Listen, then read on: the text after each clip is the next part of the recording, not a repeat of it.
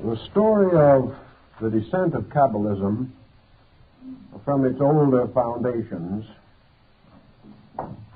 is in itself a rather interesting and intriguing account.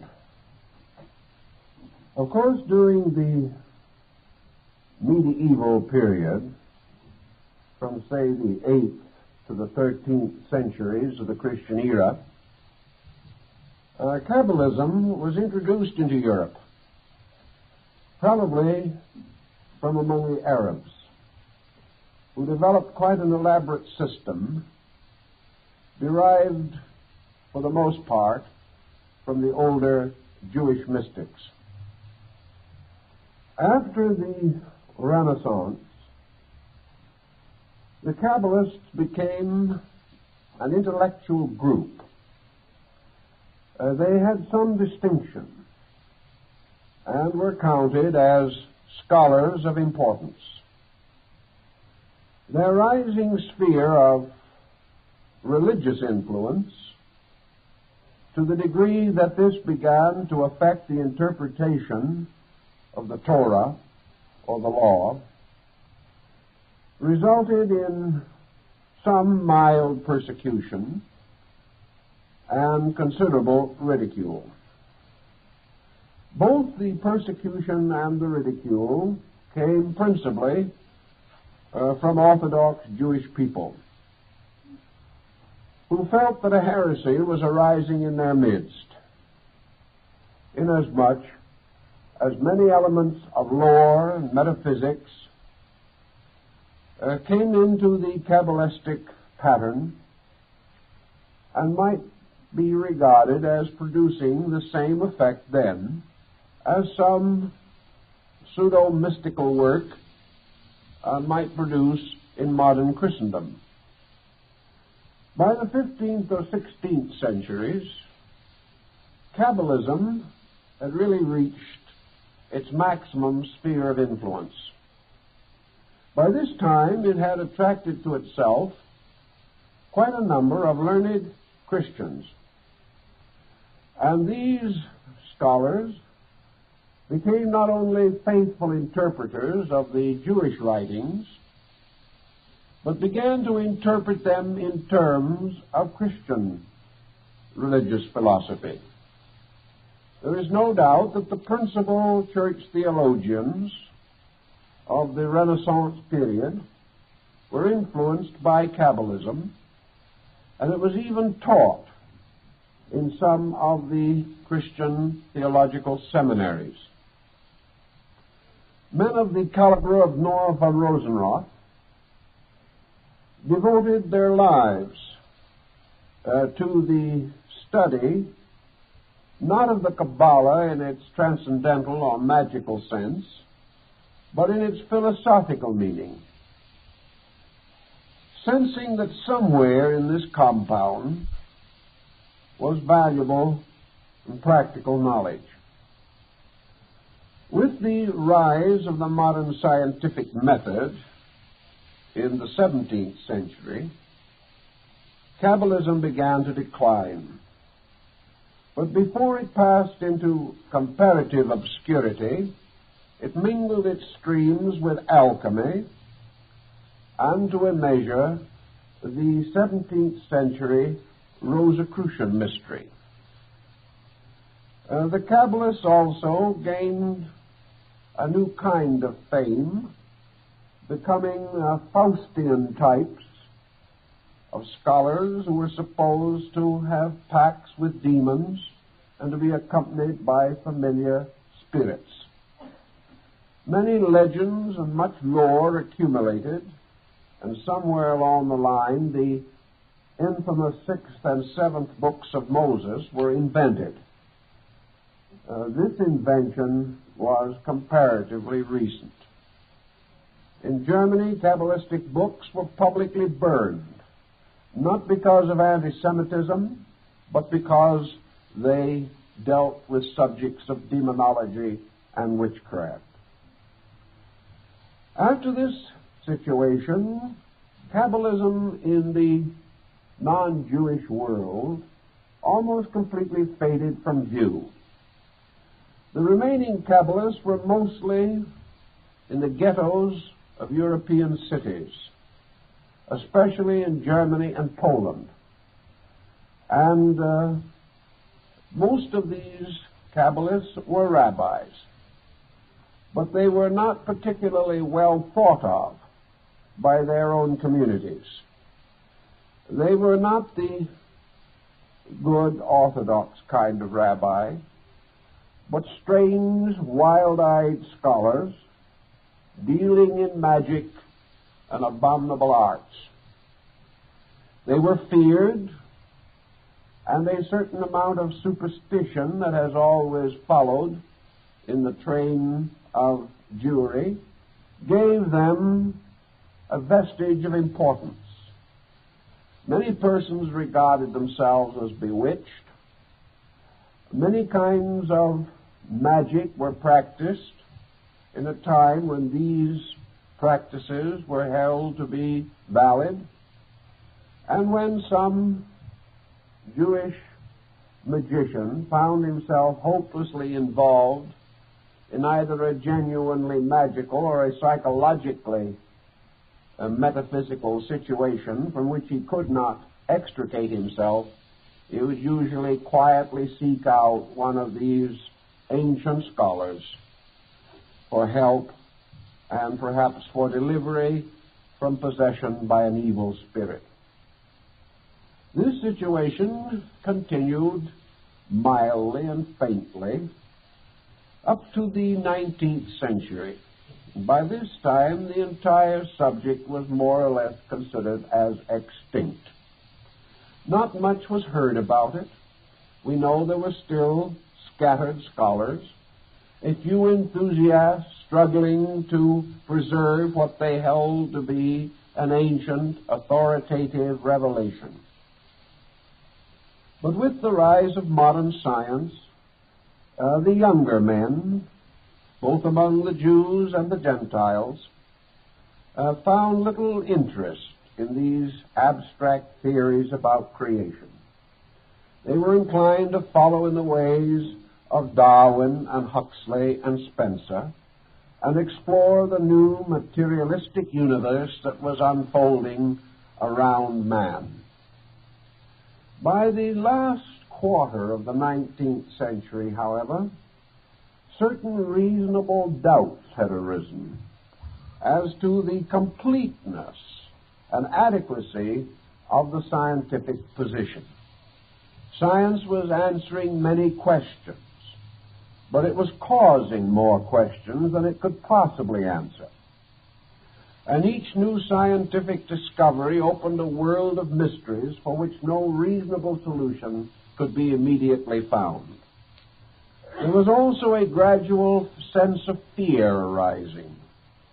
Men began to wonder if this universe that had been torn away from its divine footings was actually progressing in a positive direction, or whether it was merely falling into a new kind of superstition, the superstition of godlessness. This led to a considerable revival of interest in Kabbalism, mostly among Gentiles. And we find that the various metaphysical movements that developed in the United States and Europe in the last quarter of the 19th century often included this subject among matters for further investigation. The 20th century found only a few articulate Kabbalists. These wrote on the subject, collated the available literature, and their findings were tucked away in library shelves and in old bookstores when only a few found interest in them. About 1925 to 30, however, there was a new interest in this subject. This interest seemingly began to manifest itself simultaneously in two areas. One considerable area in Germany, where both Jewish and non-Jewish scholars began to take the Kabbalah very seriously. The second area was in Jerusalem itself. And from what we are able to learn, in Israel today, the Kabbalah is no longer regarded as merely a medieval superstition. It has become a legitimate area for research and thought. Perhaps one of the helpful things that happened was that man's increasing scientific knowledge and his ability to cope with world literature on a more intimate basis resulted in a new attitude toward Kabbalistic interpretation. It became possible that in the Kabbalah would be found scientific material. The structure of the doctrine was highly mathematical. It seemed almost archetypal. It appeared to have been impressed upon the Jewish folk mind as a pattern or an ordered revelation. To many scholars, it was perhaps the very flowering of Jewish religion. It certainly represented the motion of a religion away from a simple state of faith into an elaborate area of research, a tremendous effort to rationalize, understand, and interpret the religious doctrines of the Jewish people. Again, this might have been helped by an increasing tendency of both Jewish and Christian scholars to question the literal translation or the literal meanings of Bible statements. It became increasingly difficult, for example, to accept the opening chapters of Genesis as a literal account of creation. Also, scholarship seeking for a justification for the extraordinary respect in which the Old Testament was held began to experience difficulty in sustaining this respect on the level of the prevailing teachings and opinions. Just as Christian mystics found it necessary to their own inner consolation to seek for a mystical meaning to their scriptures and to enlarge the area of their spiritual consciousness of religious truths, so the same happened among the Jewish scholars. And to a measure, this was important to Christendom also, inasmuch as the Old Testament is an essential part of the Christian Bible. As a result of the Kabbalah, it was possible to reconcile a great deal of the difference between religion and science. In the Kabbalah, religion revealed certain powerful scientific aspects. It seemed quite conceivable that the Kabbalah could sustain and support not only our more recent opinions about the nature of the universe, time, space, existence, generation, life, and death, but might even reach into the mystery of this electronic age, describing and unfolding mysteries long concealed in difficult and archaic Hebrew words, which when adequately and properly translated and interpreted in the proper context and sense, suddenly become meaningful, become intriguing and inviting of further thought. So we now find that most scientific and educational and cultural groups do not regard the Kabbalah today as an old superstition. I can well remember when even progressive thinkers would hardly consider touching this subject because of its involvement in magic and sorcery. It belonged in the very outer edge of the lunacy fringe. But now, this fringe has taken on an orthodoxy, a reasonableness, and an intelligence. And we are beginning to realize that the so-called foibles of one generation become the solid facts of the next. Thus today, to bring the subject to focal point, the study of the Kabbalah is for the most part regarded as respectable. There will still be a number of very Orthodox Jewish people who will view it with fear, who will consider it part of a divine mystery which should be left alone. But then there are also a number of Orthodox Christians who feel that any effort to question or interpret or penetrate the outer surface of the Christian Scriptures should be regarded as little less than heresy. So we have the jots and tittles followers on both sides of this situation. But the more liberal scholar, the leader in his field, the influential intellectual, is now Kabbalah conscious. And I think we will observe in the very near future an unfoldment of a trend now beginning to be evident, of a large and generous literature appearing upon this subject, perhaps a literature that will excel in quantity at least the material bearing upon the Dead Sea Scrolls. Now, why is the Kabbalah suddenly of interest? It is of interest because modern science is still faced with the same problems that are said to have contributed to the suicide of Aristotle. Namely, that all of the research that is being accomplished deals with secondary processes in nature, essential processes. The principles at the roots of things are as obscure now as they were 25 centuries ago. Science has many explanations for many things, but it has never touched the problems that are dealt with essentially by the Kabbalah. This does not mean that the Kabbalistic answers must be correct, but they invite a thoughtfulness because no better thought is available. If this be the case, it is quite certain that modern physicists will become more interested in the subject. I have mentioned before that it was reported that Einstein was much concerned with the early philosophy of the Kabbalah. It was a kind of religious science, a science dealing with divine things. And it handled certain problems which perhaps we can summarize in a few statements.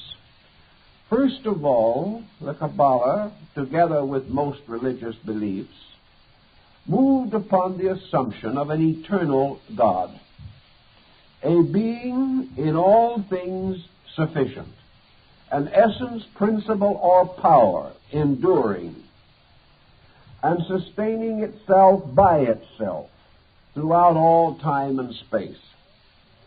This power was innately and intrinsically all good and all-knowing.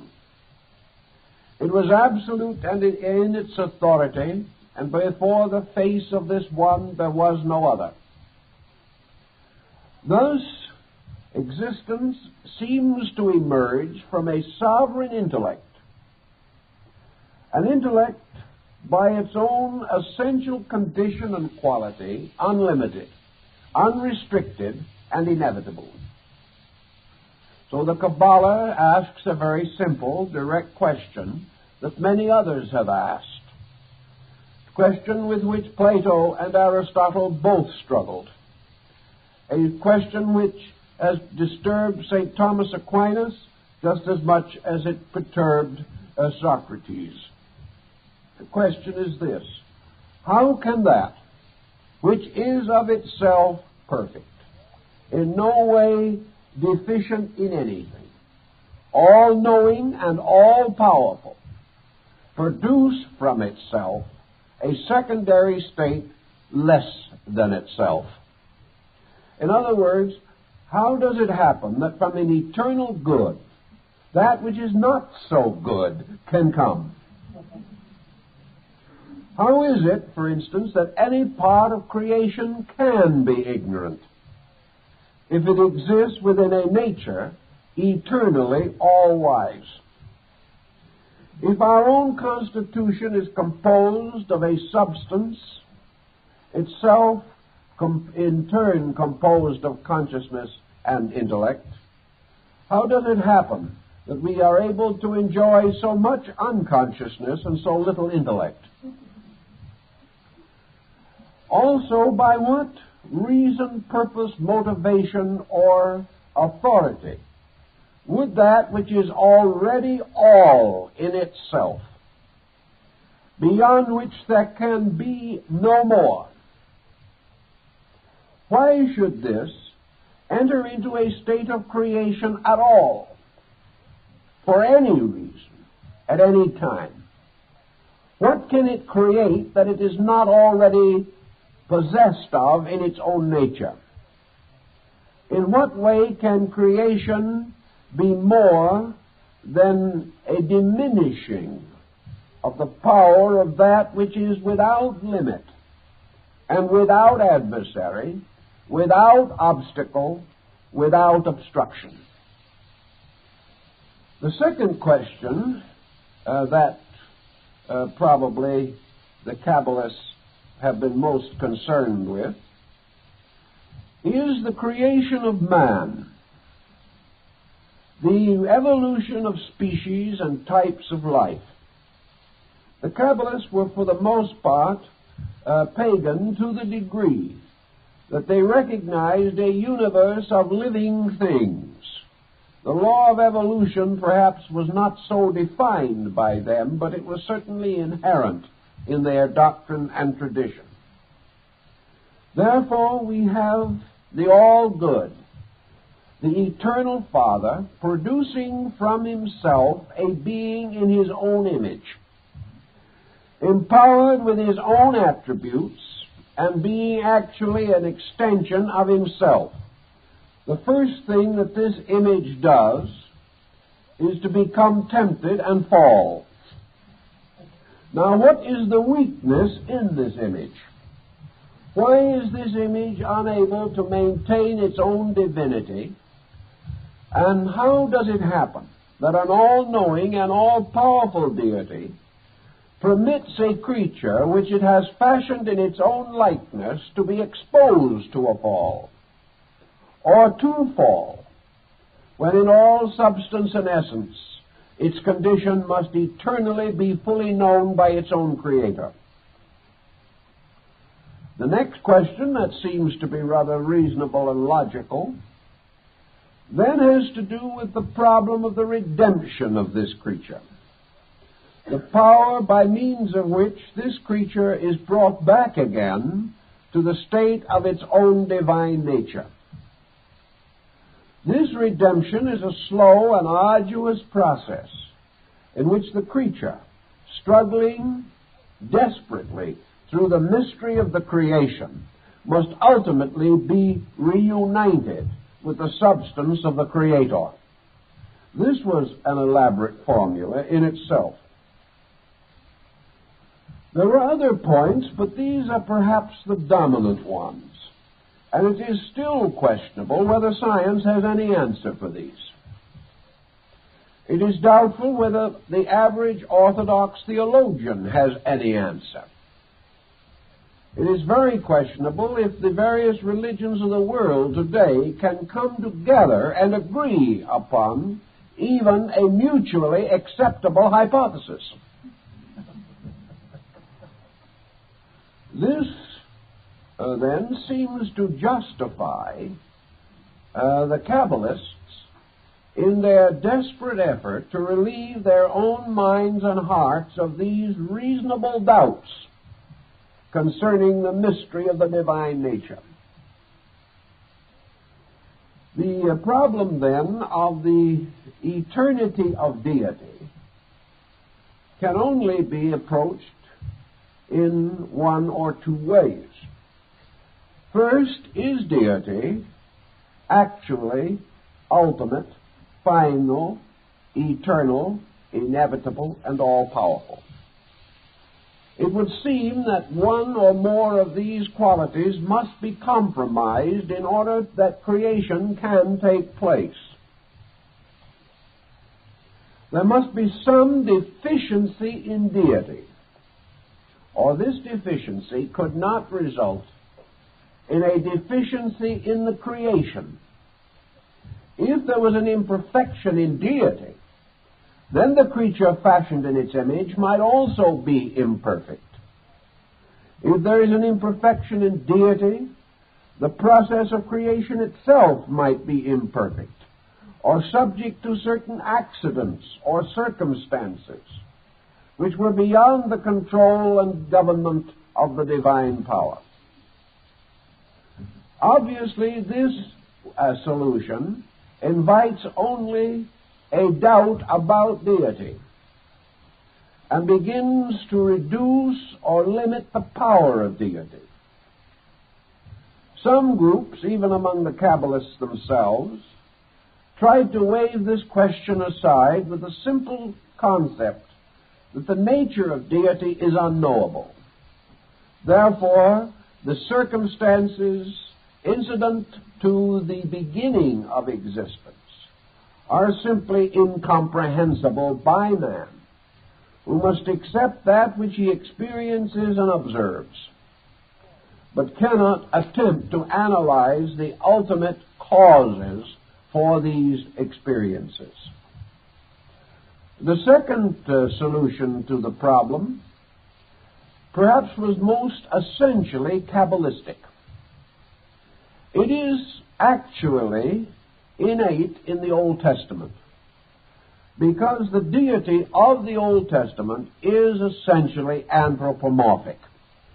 That is, it is a deity existing in a condition of great power, but also existing in the presence of an adversary, also greatly empowered. That the universe arises from a dual principle rather than from a single principle. This dual principle is a polarity. This polarity suggests, therefore, that there is both energy and resistance everywhere in space itself. That energy is forever moving, which is the power of God, and resistance is forever impeding, which is the power of the adversary. Now, it would seem that, especially in the old Jewish beliefs, there is abundant ground to assume that the deity worshipped by the Israelites was not entirely a perfect God. Yet this deity was gradually advanced, not only in Jewish mysticism, but later in Christianity, to a condition of total paternity, total fatherhood over the entire creation. So as men began to build more and more upon the power of the one God, they became more and more involved in the desperate effort to explain how one God, eternally good, could either cause or permit evil. The more they stressed the one God, the more they forced evil upon that God as being the only possible solution to the fact that the all-powerful was not all-powerful in all things. The Kabbalah goes into this in a little different way and gives us a new kind of comprehension. A comprehension which was later picked up by medieval mysticism and finds considerable expression in the Rosicrucian theories of Robert Flood and Michael Meyer. Deity as a being might be regarded as the supreme or superior apex of beings. Deity was not regarded in this concept as being merely an ultimate abstract absolute. Deity was considered to be a great being, or as Plato called it, an animal existing in space. This supreme being, so-called, was certainly the leader of the creations which came from it. But this being, it also existed in something. And this in-somethingness apparently had to precede being itself. In other words, if a being exists, it exists in time and space. If it has a beingness, it has an abode. It has a certain assignment of area in space. We may assume, for example, that being is infinite, that space is infinite, and therefore that the two become one fact. But the Kabbalah points out the possibility that the infinite being and the infinite space do not have to be identical, but that actually infinite being is an infinitely evolving power growing in infinite space. This is not unscientific, but it gives to the problem this situation that as man, born in this world, abides in a certain place, living in a community, city, and united with others to form the inhabitants of a region. So as we look forth upon the heavens, with the infinitude of stars, with the vast pulsing mass of the Milky Way, with the galaxies extending beyond even the most powerful modern telescope, we may well be looking upon a populated firmament, an area which is peopled with gods, each of which, in its own turn, is the inhabitant of space. Within the nature of this God arises its own creation, even as within the nature of man is sustained a vast order of life. To us, the small lives within the corporeal constitution seem little better than the minutest of microbes. But in the various dimensions of space, we do not know. Perhaps the very cells and atoms and electrons of our own bodies have their Platos and their Socrates. We don't know. It is beyond us. We cannot even estimate. That which we cannot estimate because it is smaller, we look down upon. That which we cannot estimate because it is greater, we look up to. But we are not sure of the meaning of either look or the direction in which we turn.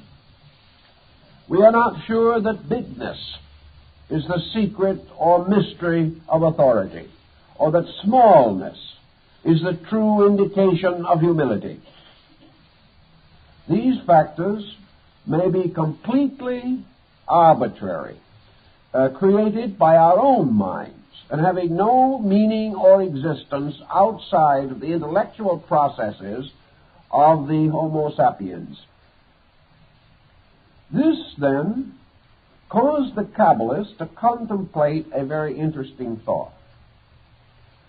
If Deity and all the great heavenly beings whose wings filled with eyes are the very stars of space, this magnificent creation, this Merkaba of righteousness, this chariot of mystery, this creation all exists within something. Now we can proceed by Aristotle's process of regressive evasion to come to the simple conclusion that the only answer is that our God lives in a greater God, this in a greater God, and so on until our inquiry is exhausted, but nothing is answered. The Kabbalists did not feel, however, that this was exactly true. From my researches in the subject, I believe that they felt that there was another kind of existence apart from being. Now, this might get us into trouble with Parmenides and a good many other classical thinkers. And so all we can do is blame the early rabbis working by their oil lamps. Is there something that has an existence apart from being? The possible use of two terms might explain this or give us working language. This may have little to do with the dictionary, but it may be useful for us in the next 3 or 4 evenings. And that is to define or divide or differentiate being and existence. Now, we can do this in a rather simple manner. Being certainly suggests a creature, a being of some kind. Being suggests an objectivity of life, a state of coordinated or integrated activity. Being suggests the opposite of not being. But not being itself does not necessarily suggest vacuum. Not being suggests a state in which a not beingness may have its own natural condition. This we will term existence. For existence does not necessarily suggest God, but being can, especially if it is capitalized. So the Kabbalah seems to tell us that in the beginningness of all beginnings, being rested in existence. This existence came into manifestation as being.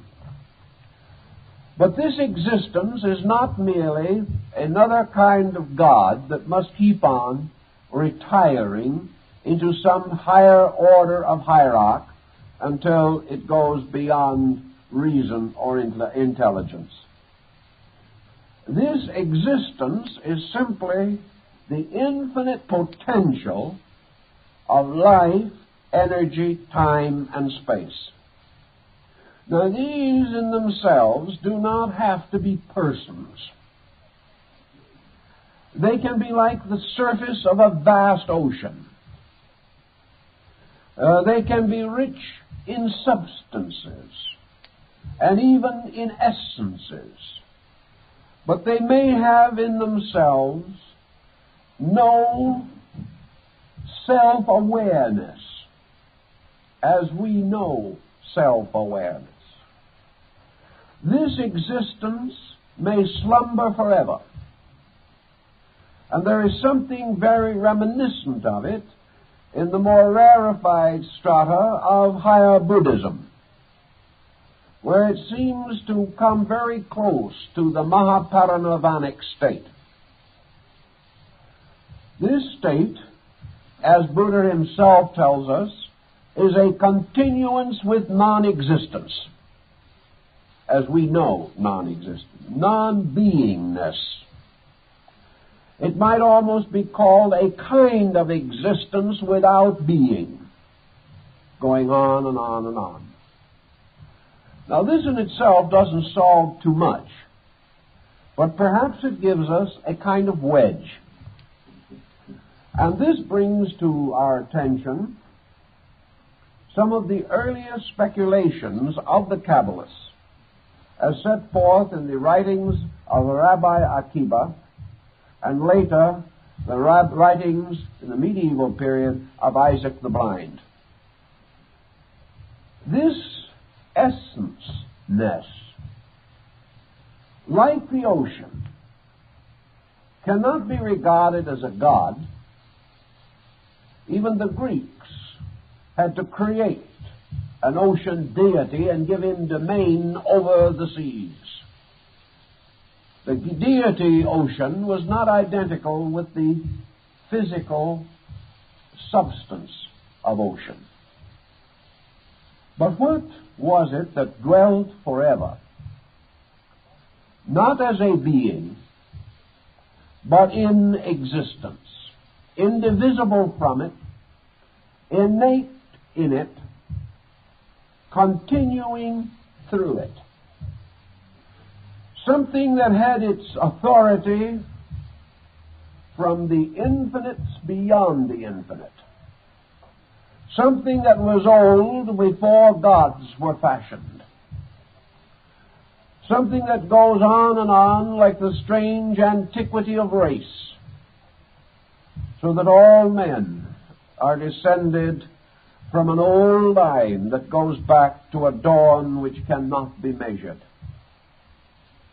And in the Kabbalah, that which exists in the substance of existence, apart from being, was called Torah.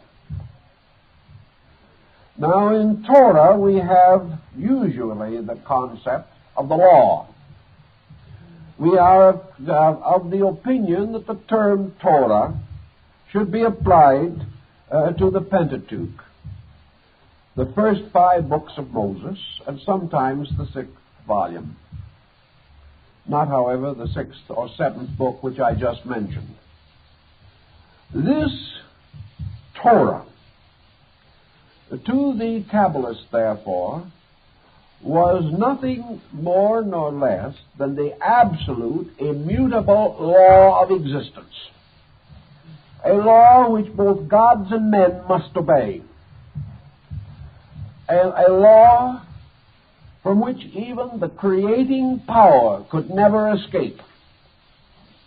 For it was no more possible for the Creator to fashion a universe outside of law than it is possible for a chemist in a laboratory to make an experiment succeed if it is contrary to the laws governing that experiment.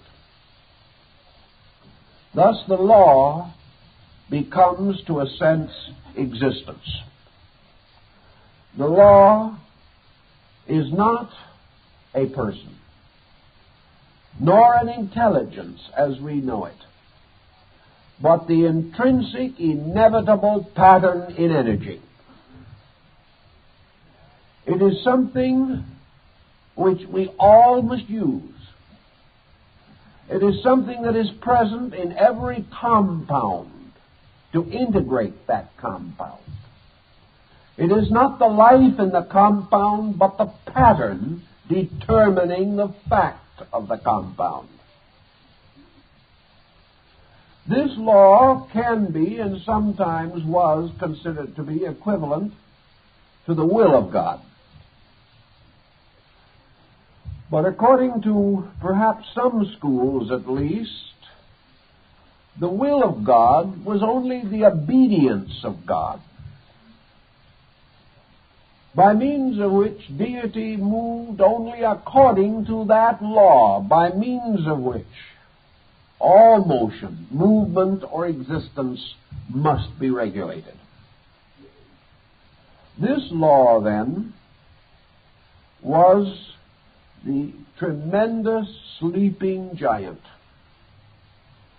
This law was in everything. But in all these substances, it was not a consciousness, but an archetype. It was not necessarily a being any more than an architect's drawing is a being. It was a vibrant, inevitable process inherent in energy. And no matter what we do or how we do it, everything accomplished must be according to the law of its kind. And to the Kabbalah, even the ancient of ancients could not exist beyond, outside of, or superior to the law of existence. Thus it is written in the Kabbalah that when the Ancient, whose name be blessed, was resolved to create the universe, this Great One, the Ancient of Days, first called loudly into space and brought forth Torah, the law, and communed with Torah, and obeyed and followed the instruction of Torah, thus grouping the 22 letters, or the shining diadem, into the patterns that were decreed by Torah. We almost have the same feeling in the great opera of The Ring, Wagner's wonderful story of the Norseland, when Odin calls forth from the earth the mother of all mysteries, the Ancient One, Erda, the Earth Woman, Nature, the Great Mother who can never be denied. In the opening section of the Kabbalah, therefore, when the Ancient One called forth Torah, it is written that he spoke to her. Therefore, in this context, Torah becomes the mother of mysteries.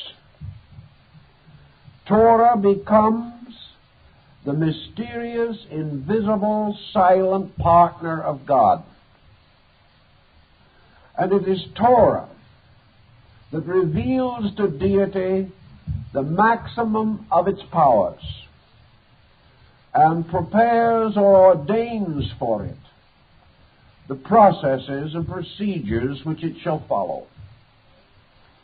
It is as though a man shall say, I shall build a house. The first natural thought is that this house must have a plan. The power to create this plan involves a knowledge of stress, a knowledge of construction and pattern, a knowledge of materials to be used. And if this knowledge is not adequate, the house will not be perfect. Therefore, the Great One calls forth the architect spirit to decree the way in which the house shall be erected. And in the Kabbalah, deity calls forth Torah as the one who has always existed, the one who can be brought out of darkness by will and energy, but also the Torah as the great mother of mysteries is the one who must be obeyed. The very concept, then, gives us a rather interesting point. Now, this point has perhaps some merit to us in our modern thinking. Science, perhaps, in its desperate search after a godless universe, has pursued the phantom of Torah and has failed to recognize that this existence remains only itself until consciousness moves upon the face of the deep and calls forth the world. Thus, the anthropomorphism of the Kabbalah is not good and evil, but God and law. We have assumed a certain despotism. Kings make laws and break them at their pleasure. We have invested celestial royalty with these attributes. But at the same time, we are inclined to believe ourselves that although the laws of men are corruptible, the laws of heaven may not be corrupted. Perhaps we will then not find it too difficult to conceive the possibility that the primordial substance, or essence, from which is fashioned both the body of God and the body of men, has its own rules by which this fashioning must take place, and that these rules are not imposed by an outside will, but are Zen-like. They are the effortless efforts of space. They are that in which there is no need for consciousness. For consciousness is not necessary for the continual motion of the law in its own nature. Consciousness is only necessary for an exceptional motion of law, or the adaptation of law to a particular purpose. The river flows from the mountains to the sea, like the Yangtze, mother of waters. The motion of this river to the Chinese was an eternal fact, and was much like law itself. But the Chinese, recognizing by degrees the power of law, began to make use of the current of the Yangtze. They put little wheels in the water to be turned by the current, and with these wheels they gained a certain power to turn other wheels and stones and grind grain. Later also they sought to irrigate their fields by turning the waters of the river.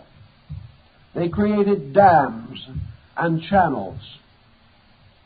Now, as soon as they began this activity, consciousness took over the use of the waters. But this consciousness was not all-knowing. And as a result of that, many of the efforts to use the waters led to tragedy for man. And this water, which also supplied him with his water of life, was the same in which he could drown. So in the great mystery of space, the Blessed One, the Ancient of Ancients, whose name be glory,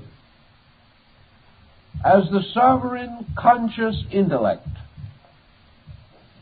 called upon the law to use the law.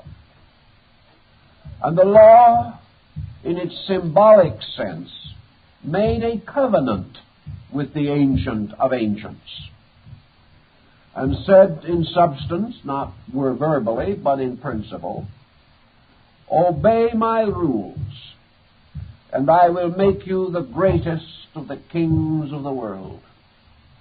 Disobey my rules, and I will destroy you utterly. Therefore, God, being of all wisdom, possessed the wisdom of obedience.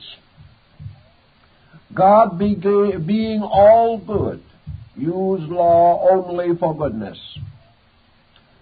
God, being all mind, administered law with mindfulness. But actually, this mysterious power was the dynamic. It was this dynamic, then, by means of which the emanation or existence of the world became possible. Creation, then, was simply an unfolding of the will of God according to the law of existence. It was an unfolding within law, for creation itself was a monument to its own law, for it had its origin, its beginning, its infancy, its childhood, its maturity, and its fullness of years. It became populated with orders of life, and every one of these lives was under law. and there was no power within these lives to raise their hands to heaven to ask to be released from law. Therefore, all that heaven could do was instruct man in the keeping of the law. We may not fully agree with all of this type of thinking, but we must admit it was a rather grand idea. It was tremendous in its implications. The law itself, by its own nature, created the concept of good and evil. Law was not good because it was not a being. God, by cooperation with the law, might be termed good, because good is that which wishes, desires, or impels the fulfillment of truth. But the law itself was neither good nor ill. It was simply of its own kind, its own nature, and its own eternity. While eternity rested, law was not obvious. And Böhme, the German mystic, brings this out very clearly. There is no manifestation of law until the processes of creation begin. Then these processes flow according to law and are molded by law into the everlasting likeness of itself. Now, law also, because it is not a being, because it is not of ambition or of thoughtfulness or of any particular plan or purpose for its creation, for the thing that it does, law simply operates while creation exists. And if and when creation ceases, law retires into its own unmanifested root. For without creation there can be no manifestation of law. Therefore, if a creating power determines the end of its own creation, then the laws governing that creation simply subside again into existence. The creation cannot exist without law, but the law cannot be knowable without creation. And law in an uncreating state is simply silence, the eternal expanse of unconditioned potential. In the Kabbalah, this concept of space law was held to be feminine. And perhaps in this sense of the word, the average ardent feminist of today will not object to the usage as being detrimental. This is no disparagement. Actually, it seems to tell us that even God must obey. That this eternal mother principle is therefore supreme in space. Now, why would we assign this concept to a maternal polarization?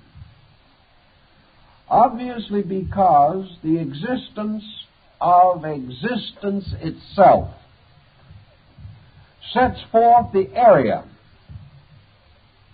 in which a creational process can occur,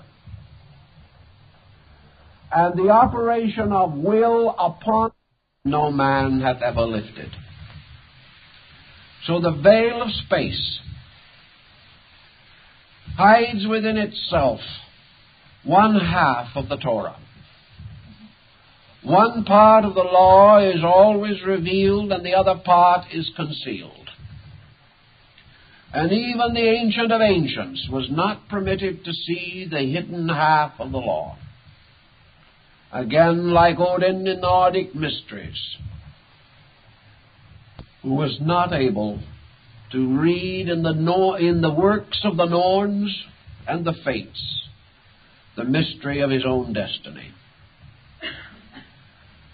Torah rising became, so to say, the bride of consciousness.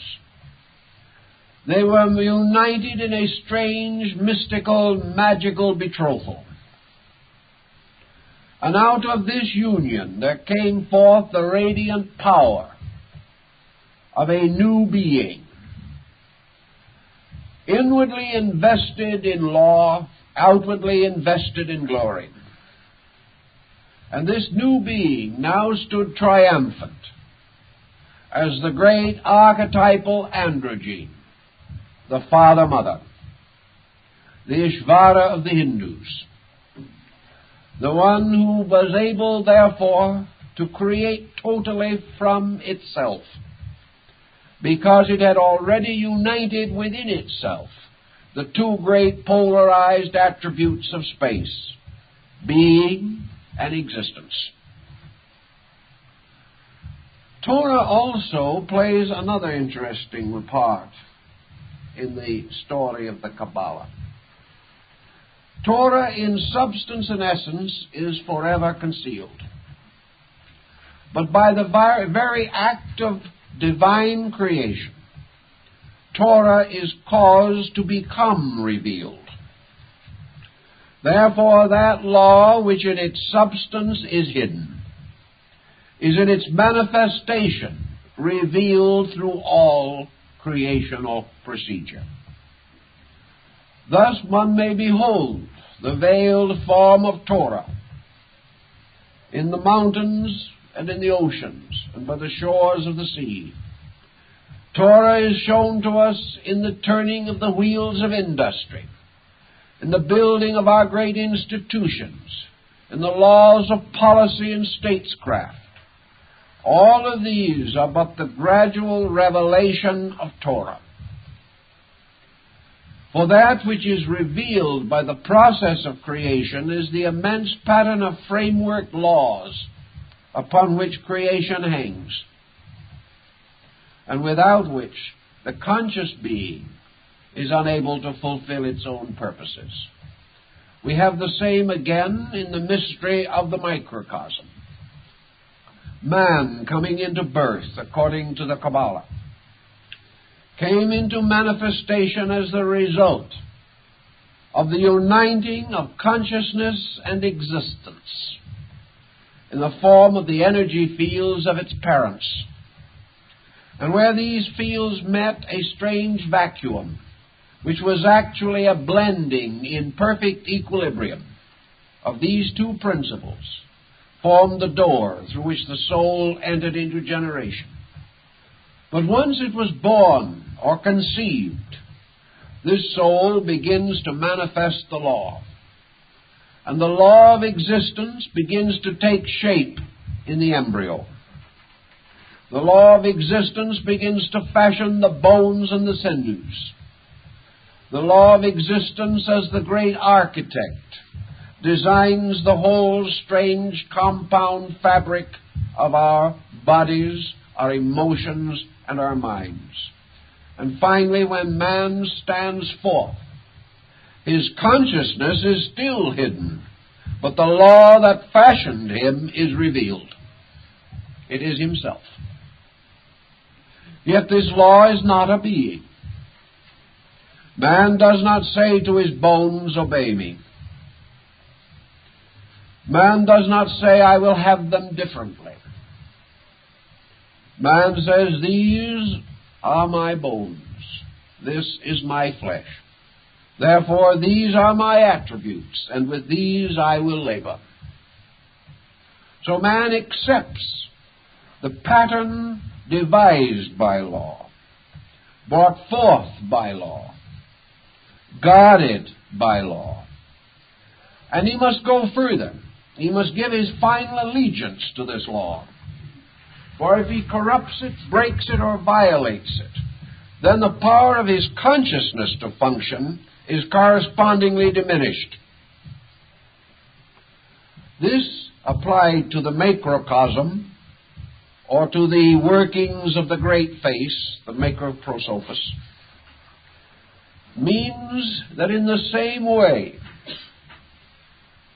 divine consciousness may labor through the body which it has fashioned, but in its labors it must protect the laws of that body. For if consciousness does not protect the body, it loses the power to express itself in this area or field of manifestation. So even the power of will must obey the law of the inevitable. And the struggle between will and inevitable might almost seem to be the struggle between evil and good. For finally the law must be good, and that which conflicts with it must be the evil. From this point, it is not entirely impossible to conceive of the struggle between will and the inevitable. It is possible to understand the rebellion of the angels and the pride of Lucifer. And it is also possible to understand the establishment of Michael as the psychopompus of the armies of heaven, the hidden God of Israel. For Michael was the archangel of the law, a form of the great power that was gradually and inevitably to be revealed in the nature and substance of Metatron, the angel of the face. In this same mystery, then, Torah, or the Great Mother, finally becomes revealed in that all parts of things which are of themselves organic, or functional, or arise from compounds, which in nature are dissolvable, and must be sustained by will and law. This mysterious existence becomes even more than the rainbow of Noah, a symbol of a covenant. For the fact that we are, the fact that we exist as we know ourselves, proves that we have a covenant with law.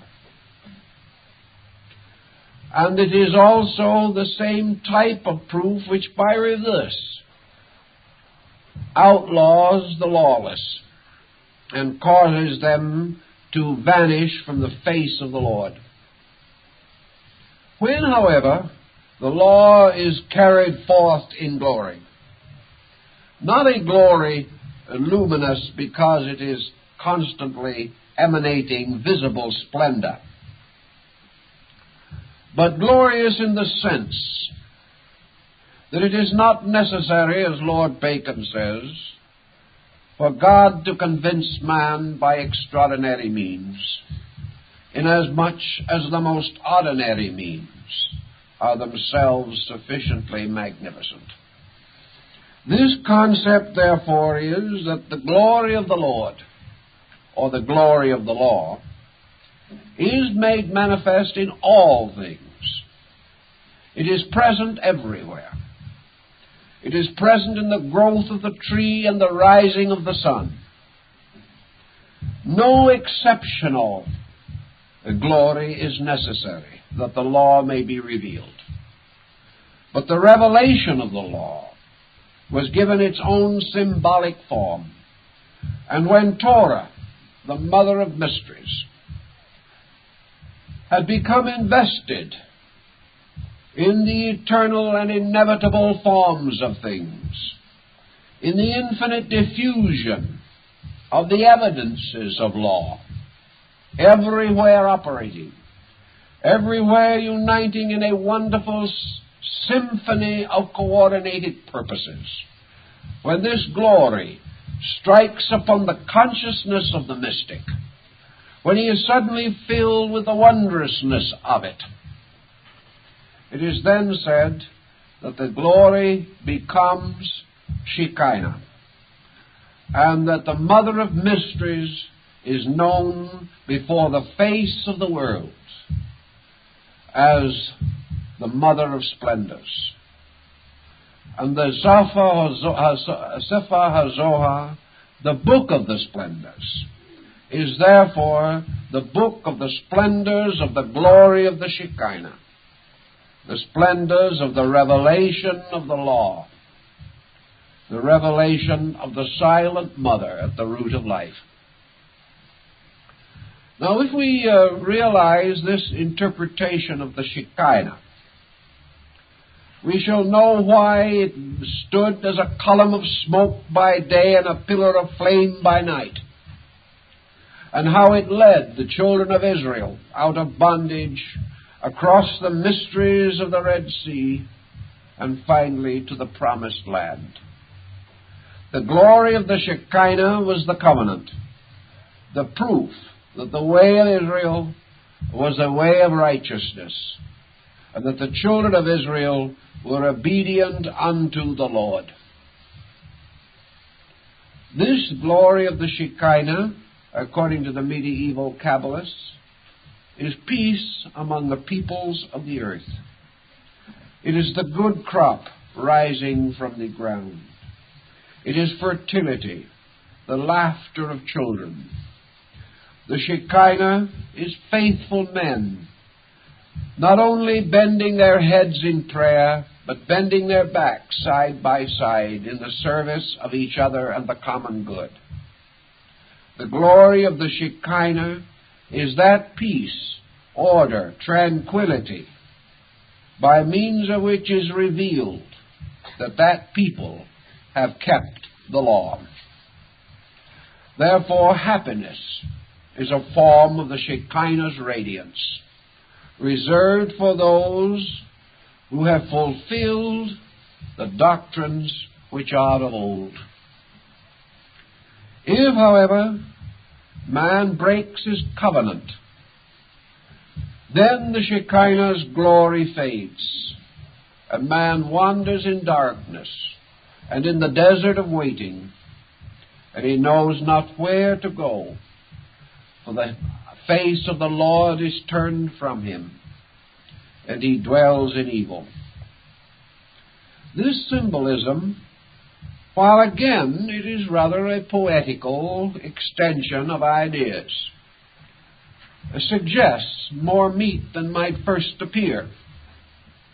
It suggests a relationship in life between the individual who plays now the part of God and the inevitable with which he is surrounded and to a large degree permeated. That man is truly not a free agent, nor was God. Both God and man have a power of limited determinism, and this power gives to each the right to use the law, to use this infinite supply, which corresponds very strongly in the early symbolism of the building of the everlasting house, as a strange and wonderful reminder that Solomon, the Lord of Israel, played the part of the great Jehovahstic God, and the mysterious friend, Hiram, king of Tyre, who joined him in this undertaking, symbolizes the mystery of the concealed pattern, the Torah, whereas the architect of the temple was the revealed law, moving into objective manifestation and building the house according to the law. So the great one of antiquity, the ancient face, built the house of existence in existence, built the house of his own being according to the law. And because it was built according to the law, it was acceptable before the law, and the living God dwelt therein. This concept, therefore, points out several important situations of which I think Buddhism adds a certain clarifying note. Actually, if law is in the ultimate, superior, and in its own nature, totally suspended, then in the Kabbalah we can understand why even the Great One, the Holy of Holy Ones, could demand nothing of the law, but could only entreat it, could come to it only requesting a favor. And the law, rising before the face of the Ancient One, did not reveal her face even to God, but spoke from the strange veils that concealed her nature, and her voice was as an oracle. And she said unto the Ancient of Ancients, "It is not meet nor seemly that a great king should be without a kingdom." This was the statement of the law. And by the power of the law, therefore, the Holy One was empowered to bring forth his world, to set forth his generations, much as in the story of the Greek creation myths of Hesiod and the Orphic theology. Therefore, with the sanction of the law, the Great One brought forth his kingdom. And because the law was forever veiled and concealed in its own essence and substance, it is also said in the Kabbalah that when the streams and the rivers mingle, who shall know the compound? That in this great process of creation itself, the operations of law became so strange and mysterious that the mind of neither God nor man could fully comprehend them, because the law was infinite, and all minds must be in some way finite.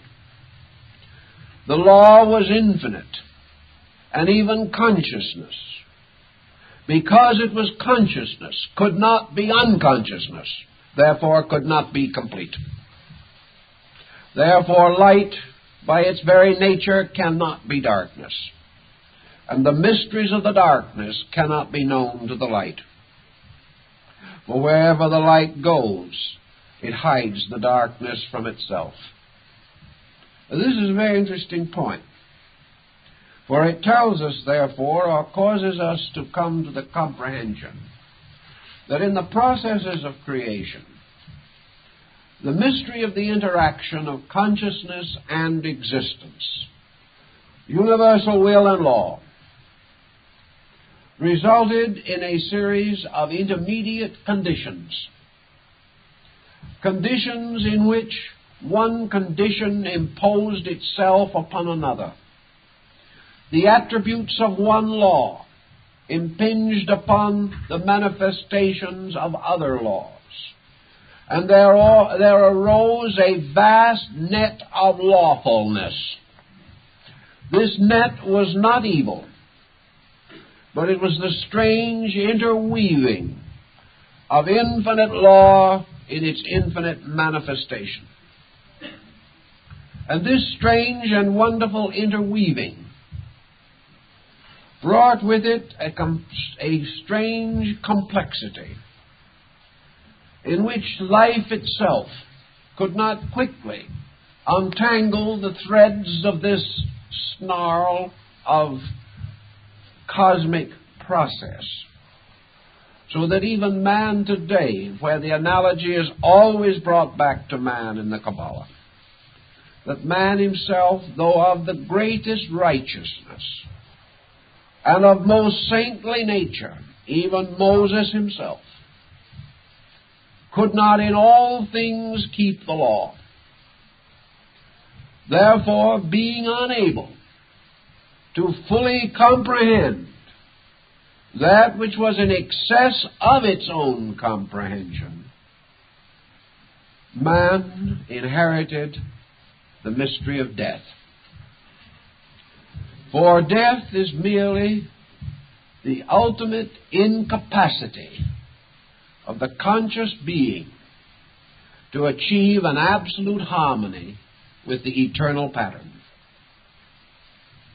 Thus all things, by falling short of the law, fall short of their own survival or of their own continuing existence.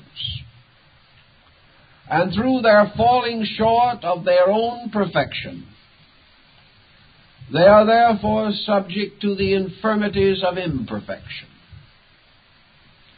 And this is no reflection upon either God nor man, but the simple insistence of the Kabbalist that both gods and men are laboring with an infinite that is ultimately unknowable.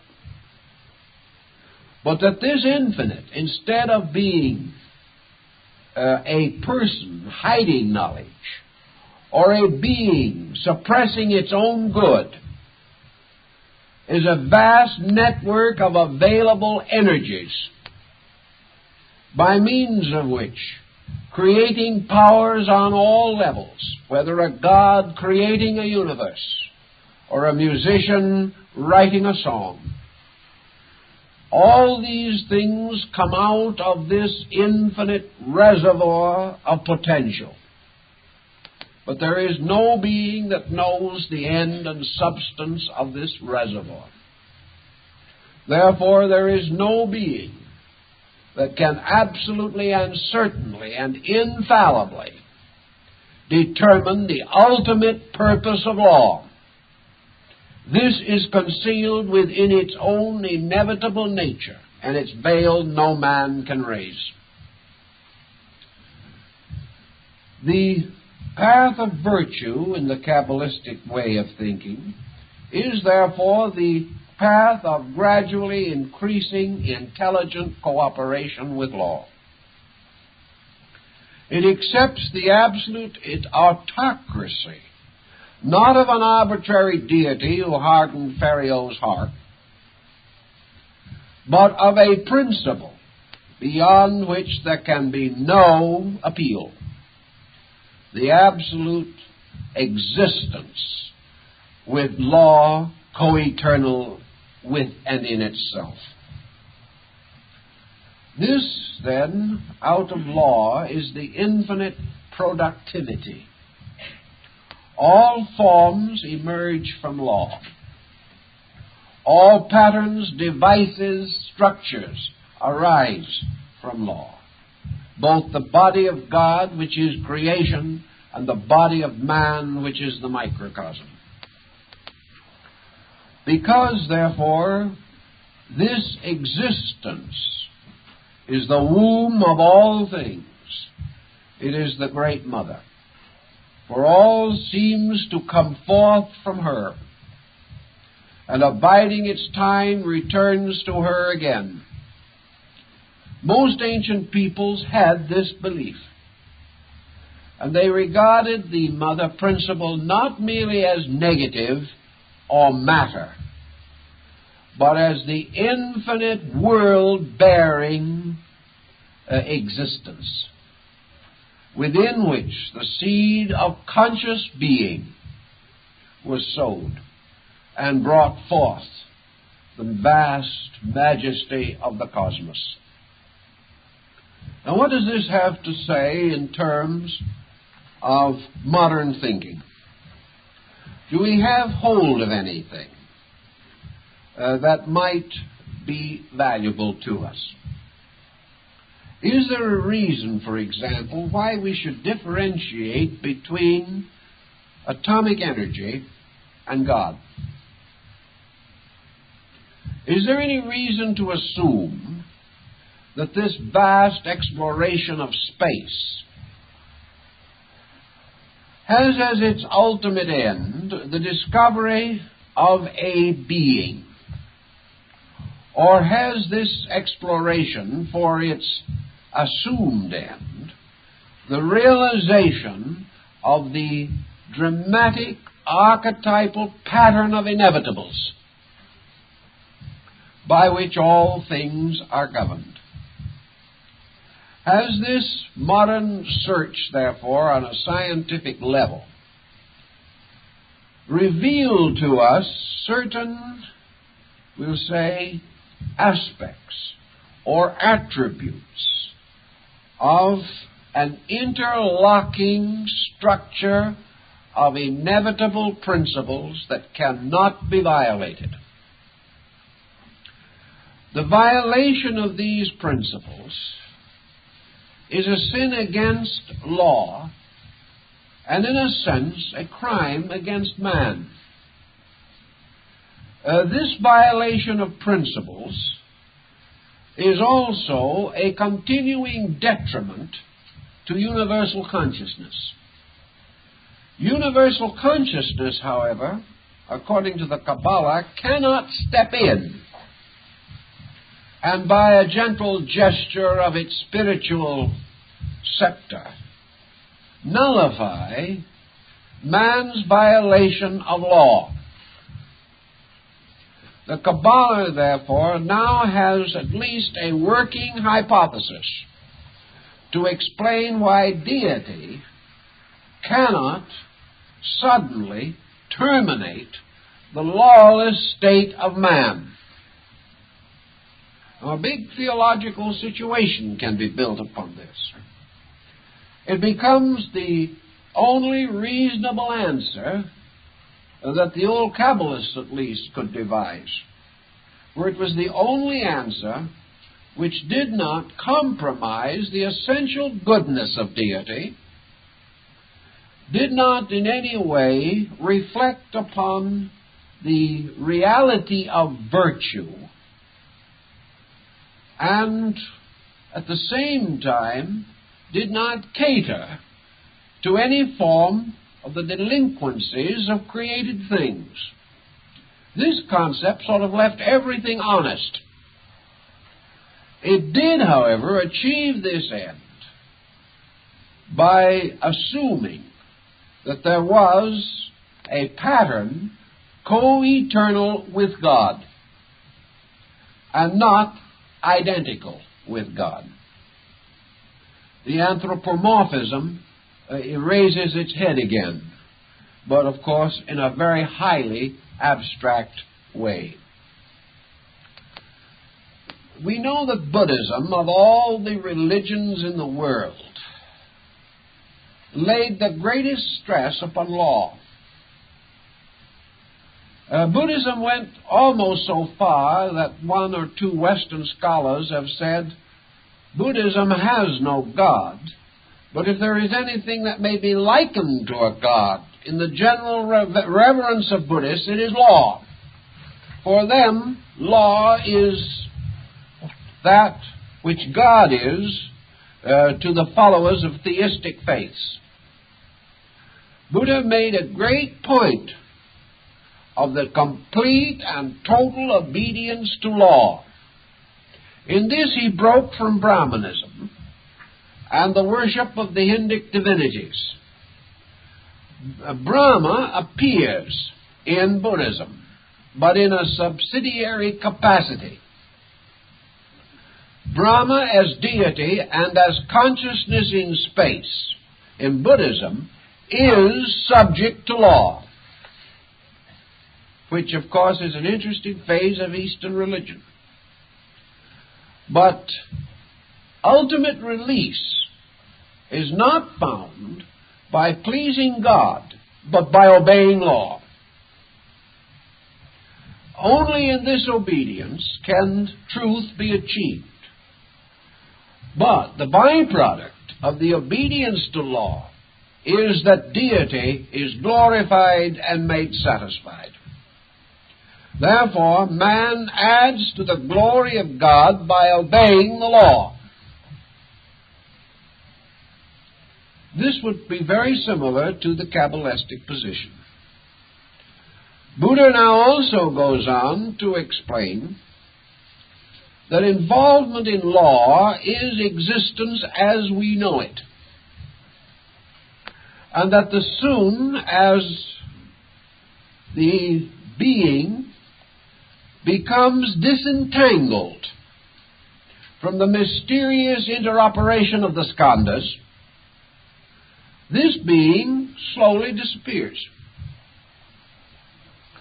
Being as we know it, then, is a network of laws, and man exists only to the degree that he is unable to fulfill the law. Existence in Buddhism, therefore, is a condition of inadequacy. Because if everything is brought to a state of absolute harmony, existence as we know it disappears. Therefore, in Buddhism, we might assume that consciousness corresponds to God. Law corresponds to the Torah or the Great Mother. And when these are brought into equilibrium, universal existence as we know it is suspended. Consciousness and existence are returned to their primordial states, the state in which they have dwelt prior to the creation of a world. In the suspension of these two, therefore, there is not the reestablishment of a one God theory, but there is a return of consciousness to the field of law, where it remains until such other time as it is called forth again. In the Kabbalah, consciousness is of a nature different from law, in this, that consciousness is an evolving being, and through infinite manifestations, from the least to the greatest, it has grown up in space like a great tree. If this tree shall die or fall, then from its acorns new trees will rise, and the growth of the forest goes on forever. And the forest is composed of living beings, but the earth in which the roots of these beings gain their nutrition, this earth is law, the dark mother, the invisible provider, the sustainer, that becomes benevolent when benevolently entreated, but when certain conditions arise, ceases its benevolence. When law ceases its support, the thing perishes. But law does not perish. Life as living beings, however, as populations of space, must go on. Their bodies, governed by law, return to the law from whence they came, disintegrated by the conflict between consciousness and law. But the consciousness itself goes on its way of enfoldment within law. And this consciousness, by an infinite process of evolution, becomes an eternal being, continuing in an eternal state. The being is alive. The state is life. And this difference might offer a number of escapes from some of the scientific dilemmas of our day. For we now do recognize what the Buddhist also held to be true, namely that consciousness itself has a kind of nature which is a product of relationships and of values. but at a root consciousness, unknowable to the objective sense, also has a kind of seed existence beyond our knowing. Beings return to being. Things return to existence. Now, everything is composed of beings, and every being is invested in things.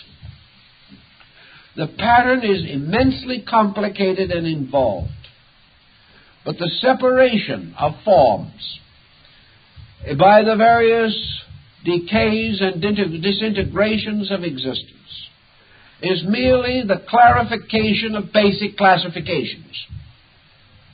Existence claims that which it engenders.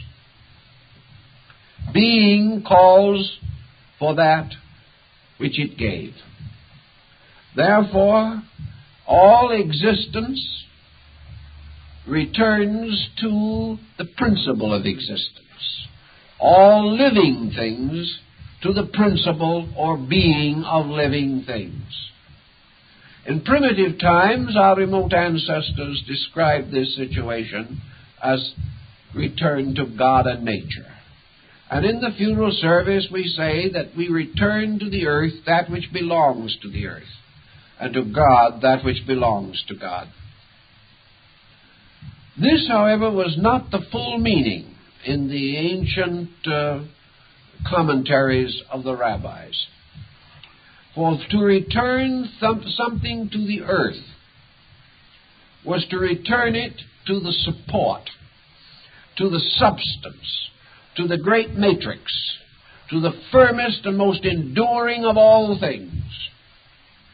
And in their speculations, the Kabbalists sought to reverse the form or pattern of the world. They considered space to be the true earth. That actually man, as the tree of the Sephiroths, was an inverted tree. And that in reality and substance, the true earth, as the alchemists also taught, is invisible. For the true earth is simply the infinite area of existence, law, being. This tremendous earth factor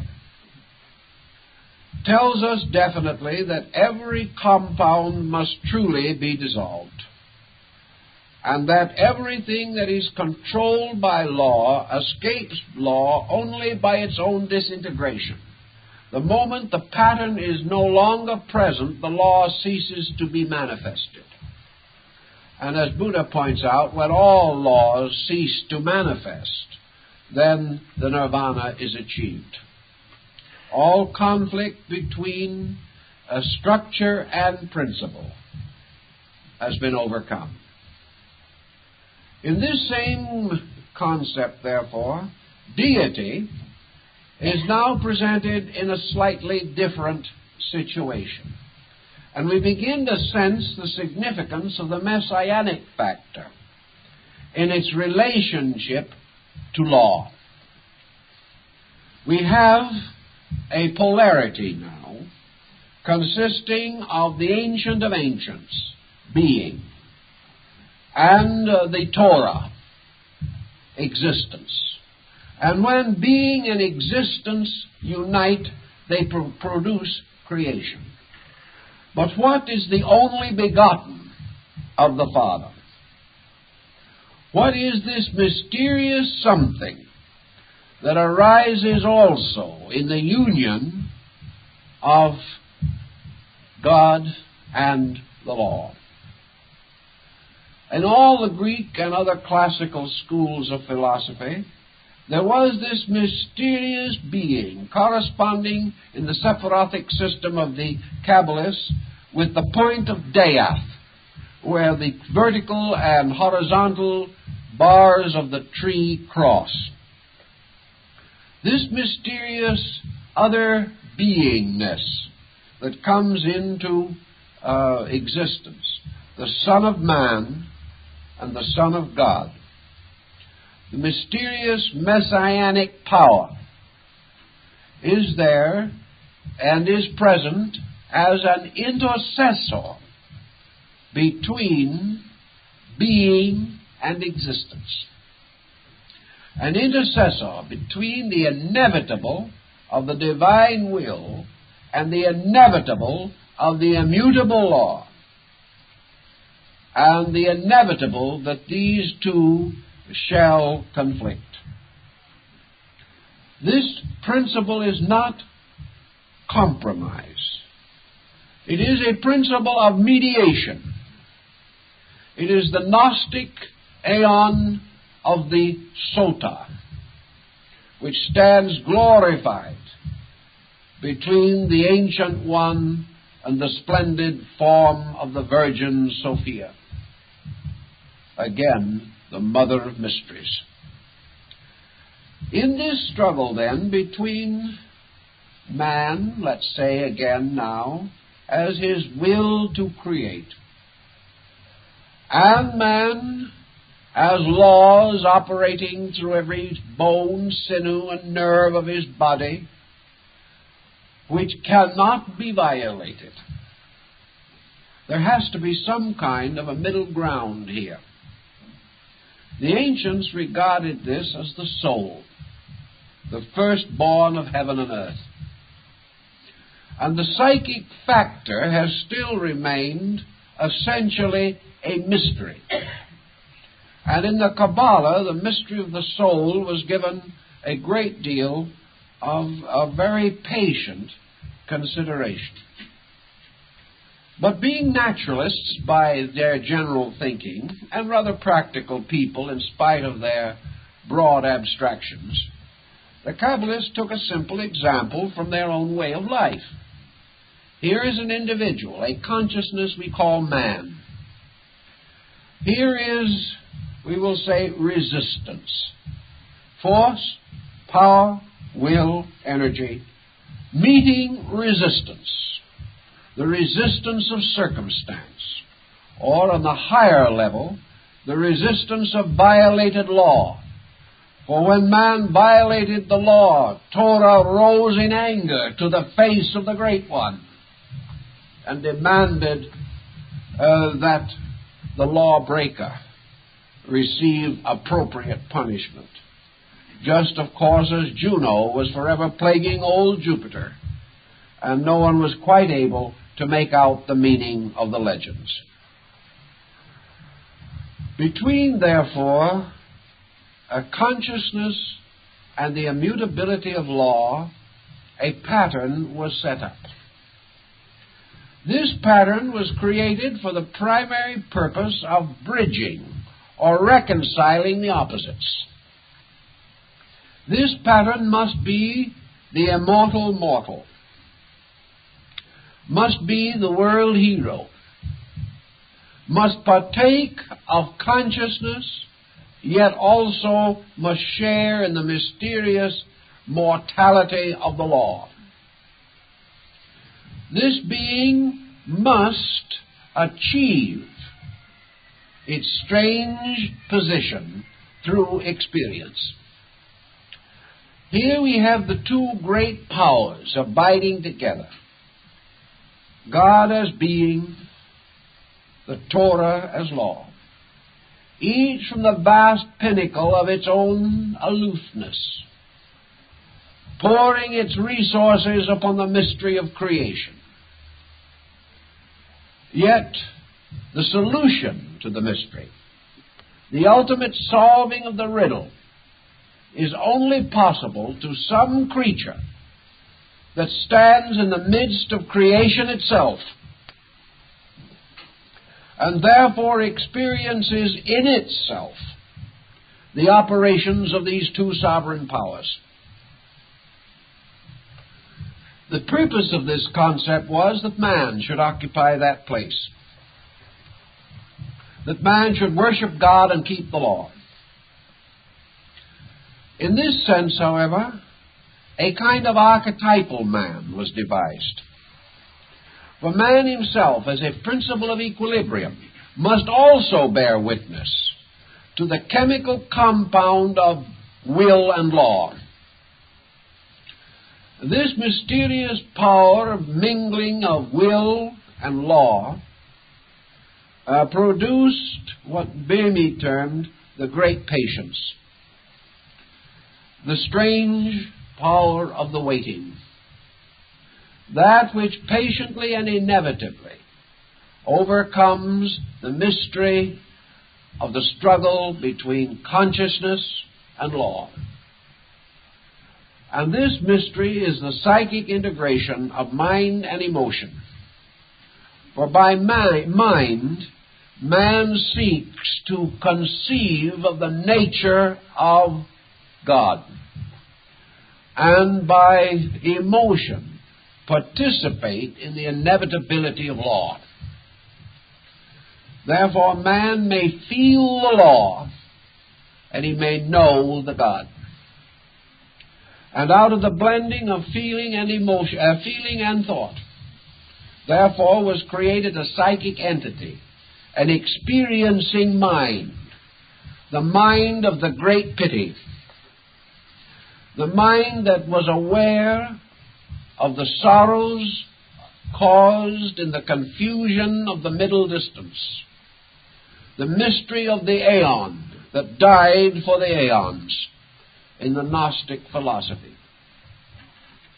This problem then becomes the next essential secret of the Kabbalistic system, and that is the one that we have to take up next time, when we will go into the problem of Michael and Metatron, the angel of the face. And so I guess that's about all for this evening.